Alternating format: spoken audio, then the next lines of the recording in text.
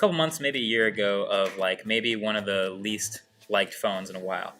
I know how hard it is to make a good phone. There's a lot of choices you have to make about the use of space in a phone and the choice of parts and how expensive you want it to be versus cheap versus how you're going to market it. There's many, many months of decisions that go down that road. So I know that when a phone comes out, the company didn't just slap it together and put it out. But like when I make that video and I'm like, okay, look, poor use of space here, you could have done this, you could have done that. It's not like the company hasn't thought of that, but oftentimes it can make it seem like I'm oversimplifying, like you should have just put a headphone jack here, you should have just made the bezel smaller. Like those types of things come with context. You have to know all of what goes into making a phone before you start to wrap up your thoughts about how it actually came out.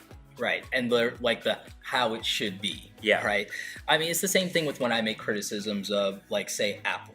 And it's because I actually love Apple. It's like we got I'm all appled out here, right? Yeah. But that doesn't mean that I'm willing to ignore things that I don't like and that I wish were better.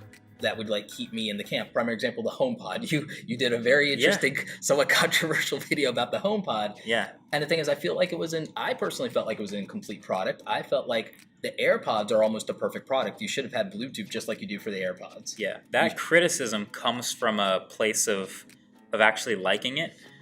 I want it. It's so good, but it's so like close to being perfect that I want it to get there. I want it to be the last smart speaker, the last Bluetooth speaker I would ever need. I want it to be there, and it's not, and here's how you get there, and here are my criticisms, here's how you fell short. That's not me hating on it, like saying I must hate Apple. Yeah. No, this is saying like, I know what I want, and I know how to get to what I want, and these are the things that you left out and that if you would have would made it just great. do this, I'll buy 5 of them. Exactly. So yeah, that criticism sometimes gets flipped on its head, like you must hate Apple, you must never, you must hate HTC, you must hate these things.